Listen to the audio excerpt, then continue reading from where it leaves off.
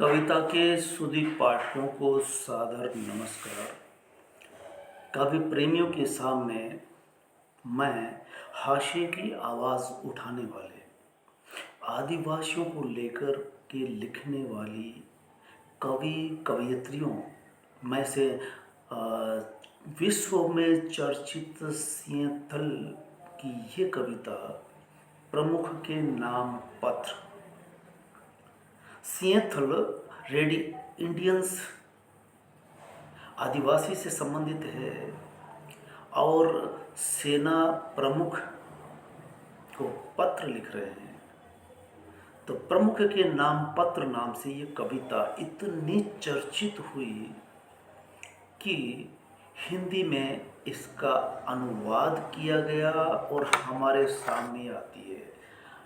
अनुवादक है सरला मोहनदास।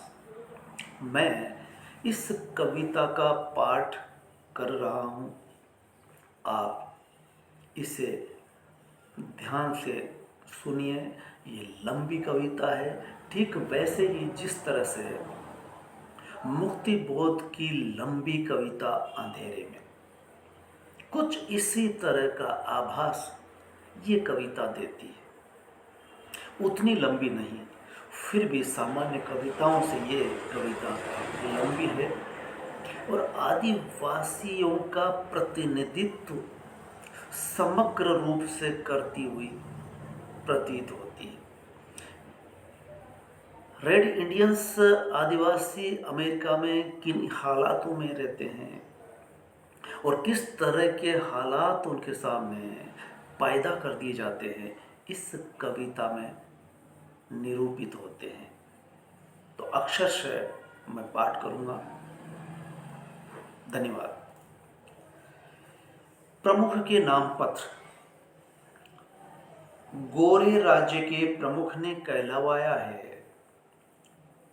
गोरे राज्य के प्रमुख ने कहलवाया है कि वे हमारी जमीन खरीदना चाहते हैं। उनके सरदार ने दोस्ती और भाईचारे का संदेश भी भिजवाया है। ये उनका बड़प्पन है।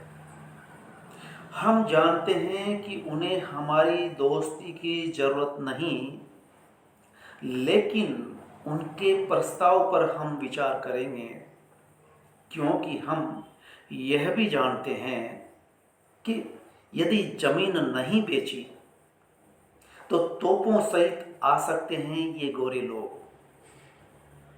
ये गोरे लोग तोपों सहित आ सकते हैं। किस तरह तुम बेच या खरीद सकते हो आकाश को, वो कविता में सवाल उठा रहे हैं। जब जमीन बेचने की खरीदने की बात आती है तो कितना जमीनी सवाल उठ करके आता है। किस तरह तुम बेच या खरीद सकते हो आकाश को या पृथ्वी के स्नेह को। ये बात हमें समझ नहीं आती जब हवा की ताजगी और पानी की स्फूर्ति हमारी मिल्कियत नहीं, तो कैसे बेच सकते हो उनको। इस जमीन का कण कण हमें पूज्य है। पेड़ों का एक एक पत्ता, हर एक रेतीला तट, शाम के कोहरे से ढका हुआ जंगल, सपाट मैदान और भौरों का गुंजन, ये सभी पवित्र है, पूज्य है। हम आदिवासियों की यादों और जीवन से बंधे हैं ये पेड़ अपनी रगों में। हमारी अतीत की यादें सजोए हुए हैं। गोरे भूल जाते हैं मरने के बाद अपनी जन्मभूमि, लेकिन हम नहीं भूलते अपनी मिट्टी मरने पर भी। यहाँ के सुगंधित फूल हमारे सहोदर हैं। ये हिरण, ये घोड़े, ये विशाल पक्षी सब हमारे भाई हैं। सब हमारे भाई है। पहाड़ों की चोटियाँ, मैदानों की हरियाली, घोड़े और सवार के शरीर का पसीना, सब एक ही परिवार का हिस्सा है। इसलिए जब वाशिंगटन का बड़ा सरदार जान से भी प्यारी हमारी ज़मीन मांगता है तो वो बहुत कुछ मांग लेता है। बड़े सरदार ने कहलवाया है, बड़े सरदार ने कहलवाया है, वो कुछ ज़मीन हमारे लिए अलग रखेगा जहां हम आराम से रह सकें। सरदार यह भी कहता है कि वो हमारे पिता है और हम उसकी संतान। हम तुम्हारे प्रस्ताव पर विचार करेंगे, लेकिन ये काम हमारे लिए आसान नहीं, क्योंकि ज़मीन हमारे लिए पवित्र है, पूज्य है। नदियों और झरनों में बहता निर्मल जल केवल जल नहीं, हमारे पूर्वजों का लहू है। यदि हम तुम्हें ज़मीन बेचते हैं, यदि हम तुम्हें ज़मीन बेचते हैं तो अपनी संतान को बताना कि ये भूमि पूज्य है, और कहना कि झील में झलकती हर एक परछाई में छिपी है आदिवासियों के जीवन की यादें और गाथाएं।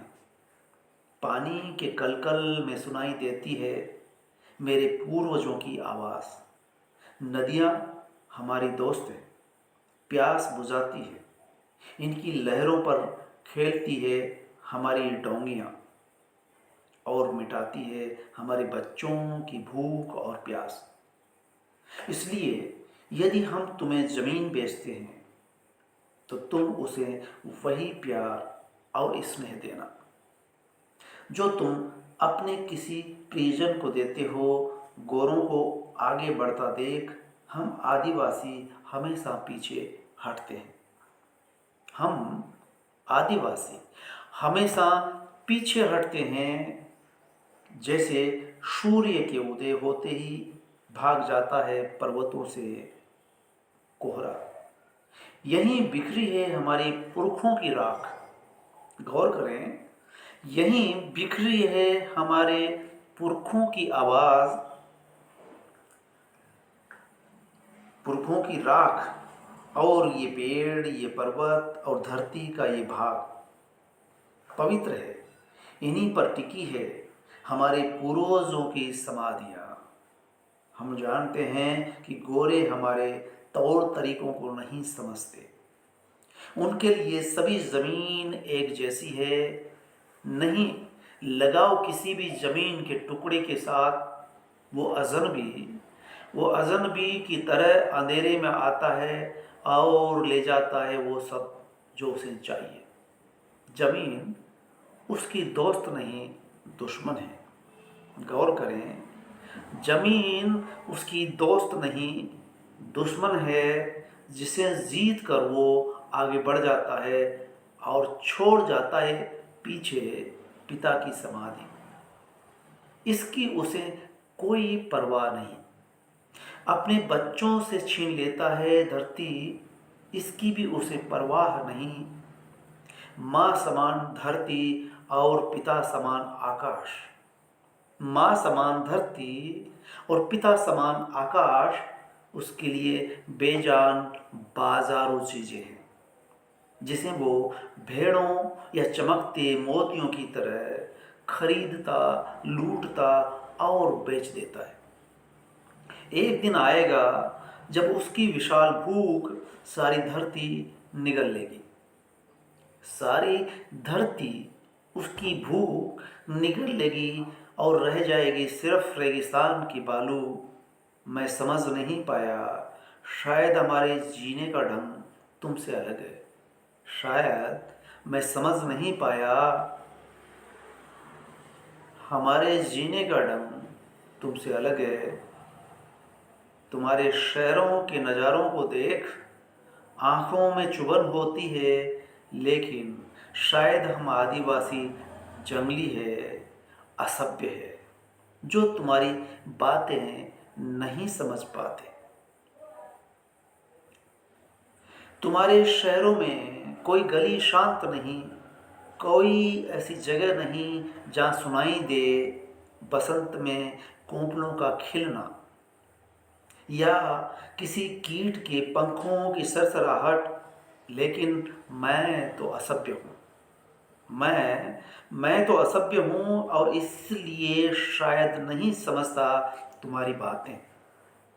यहाँ का शोर कानों को चोट पहुँचाता है। यहाँ का शोर कानों को चोट पहुँचाता है। ऐसे जीवन का क्या अर्थ जहाँ इंसान नहीं सुन सकता। वियर विपुरविल के अकेलेपन का रुदन, या रात को किसी पोखर में मेंढकों का वाद विवाद। मैं एक आदिवासी हूँ, इसलिए तुम्हारी बातें नहीं समझता। तुम्हारी बातें नहीं समझता। हमें तो सुहाती है हवा की वो मीठी धुन, जो तालाब की सतह को छूती हुई निकल जाती है। जो तालाब की सतह को छूती हुई निकल जाती है। और बारिश में मिट्टी की भीनी भीनी खुशबू, या फिर पेड़ों की महक से भरी हुई बयार। हमारे लिए हवा बहुत कीमती है। हमारे लिए हवा बहुत कीमती है, क्योंकि सभी पशु पक्षी तरु मानव उसी हवा में सांस लेते हैं। सब उसी हवा को बांटते हैं, लेकिन गोरे लोग इस हवा की परवाह नहीं करते। वैसे ही जैसे मृत्युशैया पर पड़ा आदमी जड़वत हो जाता है दुर्गंध के प्रति। फिर भी अगर हम तुम्हें अपनी जमीन बेचते हैं, तो जरूर याद रखना कि ये हवा हमारे लिए बहुत कीमती है। ये मत भूलना कि हवा जीवों का पोषण करती है और सबके साथ अपनी आत्मा बांटती है। इसी हवा में हमारे पुरखों ने ली अपनी पहली और आखिरी सांस। यही हवा देगी हमारे बच्चों को जीवन दान। अगर हम तुम्हें अपनी जमीन बेच देते हैं, तो इसे अलग रखना, पवित्र रखना, जहां तुम गोरे भी कर सको सुगंधित बयार का अनुभव। ठीक है, तुम्हारे प्रस्ताव पर विचार करेंगे, लेकिन एक शर्त है मेरी। इस धरती पर बसने वाले पशुओं को समझोगे तुम अपना बंधु। मैं जंगली हूँ और शायद नहीं जानता कोई और जीने का तरीका नहीं जानता। मैंने प्रेरी पर हजारों भैंसों के विक्षिप्त शरीर देखे हैं, जिन्हें गोरों ने बेवजह चलती गाड़ी से मार दिया है। मैं सभ्य नहीं और नहीं समझ पाता ये कैसा धुआं उड़ाती बेजान लोहे की गाड़ी उस पशु की जिंदगी से ज्यादा जरूरी है। पशुओं के बिना मनुष्य क्या रह सकता है? पशुओं के बिना? अगर पशु न रहे तो मनुष्य भी अकेलेपन की पीड़ा से खत्म हो जाएगा। और वैसे भी जो पशुओं के साथ होगा वही मनुष्य भी भोगेगा एक दिन वही। आखिर सभी कुछ तो जुड़ा है एक दूसरे के साथ। अपने बच्चों को जरूर सिखाना कि जिस जमीन पर वो चलते हैं वो हमारे पुरखों की राख से बनी है। उस जमीन का आदर करना सीखें। अपने बच्चों को ये भी बताना कि ये मिट्टी हमारे कुटुंबियों की गाथाओं से समृद्ध है, कि धरती हमारी माँ है। ये हमने अपने बच्चों को बताया और तुम भी यही बताना। इंसान ने नहीं बुना जीवन का ताना बाना, वो तो सिर्फ उसमें एक तिनका है। उसके साथ वही होगा जो वो करेगा ताने बाने के साथ। हम तुम्हारे प्रस्ताव पर विचार करेंगे कि उन आरक्षित स्थानों में चले जाएं जिसे तुमने मेरे लोगों के लिए अलग रखा है। हम अलग रहेंगे और शांति से रहेंगे। इसका कोई महत्व नहीं कि यहाँ बिताते हैं अपने शेष दिन। हमारे बच्चों ने हमारी पराजय को देखा है, हमारे योद्धाओं ने लज्जा से कड़वे घूंट पिए हैं। पराजय ने उन्हें उदासीन बना दिया है। आलस्य को शराब में डुबोते हैं और खत्म करते हैं अपना शरीर। अब कुछ फर्क नहीं पड़ता कि कहाँ बिताते हैं हम बाकी के दिन।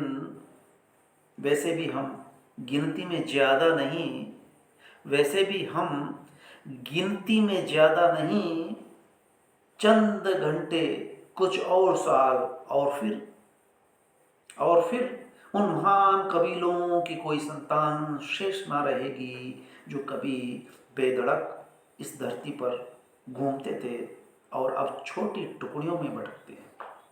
जो कभी बेधड़क इस धरती पर घूमते थे और अब छोटी छोटी टुकड़ियों में घूमते हैं, भटकते हैं घने जंगलों के बीच। कौन शोक मनाएगा उनके लिए जो उतने ही ताकतवर और आशावादी थे जितने आज तुम भी। पर क्यों करूं मैं शोक अपने कबीले के अंत का?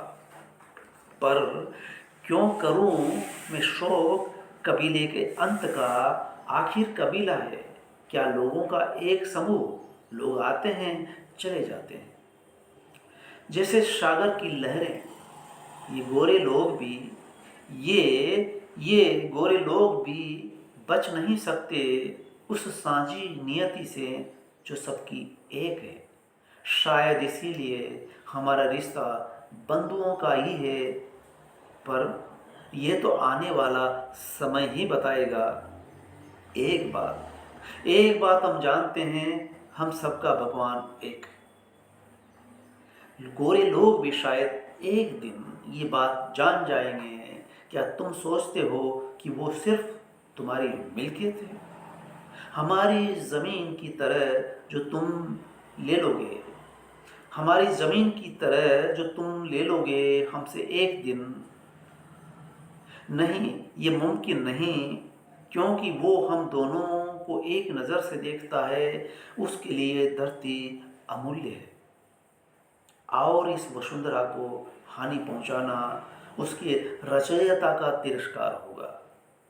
इस वसुंधरा को हानि पहुंचाना उसकी रचयिता का तिरस्कार होगा। एक दिन गोरे लोगों का भी अंत आएगा, शायद और जातियों से भी पहले। ये एक तरह से आह उसकी जो सताया, दबाया, शोषित किया जा रहा है। एक दिन गोरे लोगों का भी अंत आएगा, शायद और जातियों से भी पहले। अपने वातावरण को यदि दूषित करोगे तो देखना किसी रात तुम्हारा दम उसी गंदगी में घुट जाएगा। पर अपने विनाश में भी तुम चमकोगे उस भगवान के दिए हुए तेज से जो तुम्हें धरती पर लाया और किसी विशेष उद्देश्य से धरती का और आदिवासियों का शासक बनाया। यह नियति हमारे लिए एक रहस्य बन गई है, क्योंकि जब भैंसों का वध होता है, जंगली घोड़ों को पालतू बनाया जाता है, जंगल के हर कोने में घुस जाती है इंसानी भीड़ की गंध और पहाड़ों का सुंदर दृश्य ढक जाता है टेलीफोन के तारों से, तब नियति को हम समझ नहीं पाते। कहाँ गई हरियाली, कहाँ गए विशाल पक्षी, कहाँ गए दौड़ते घोड़े। वो शिकार का खेल जीने का तो अब अंत आ गया और शुरू हो गई है जिंदा भर रहने की कोशिश। जमीन बेचने के प्रस्ताव पर विचार करेंगे तब शायद अपनी मर्जी से तुम्हारी दी गई जमीन पर काट सके आखिरी दिन। जब धरती पर से अंतिम आदिवासी भी मिट जाएगा, तब ये समुद्र तट और भीड़ वन मेरे लोगों की आत्मा संजो कर रखेंगे। मेरे लोग इस धरती को उतना ही प्यार करते हैं जितना माँ की धड़कन को एक नवजात शिशु। वाह, बेजोड़। इसलिए अगर हम तुम्हें ज़मीन बेचते हैं तो वैसे ही प्यार करना उसे, जैसे हमने किया। वैसे ही संवारना जैसे हमने संवारा। अपनी पूरी ताकत दिलो दिमाग से संभाल कर रखना इसे अपने बच्चों के लिए, और प्यार करना उतना जितना परम पिता हमसे करता है। एक बात हम जानते हैं, हम सबका भगवान एक है और ये भूमि उसे बहुत प्यारी है। गोरे लोग भी बच नहीं सकते उस नियति से जो सबकी एक है। अंततः शायद हम बंधु है, ये समय ही बताएगा। हम बंधु है, शायद ये समय ही बताएगा। ये थी कविता सियतल की प्रमुख के नाम पत्र, जो विश्व की लगभग अधिकांश भाषाओं में अनुवादित होकर के पढ़ी, लिखी और समझी जा रही है। इस कविता पर गहराई से विचार होता है। मैंने भी पिछले दशक में इस पर लिखा था। मैं अगली बार आपकी प्रतिक्रिया मिलने पर मैं इसे, उस समीक्षा को जो लिखी गई थी, उसे आपके सामने कुछ दिनों बाद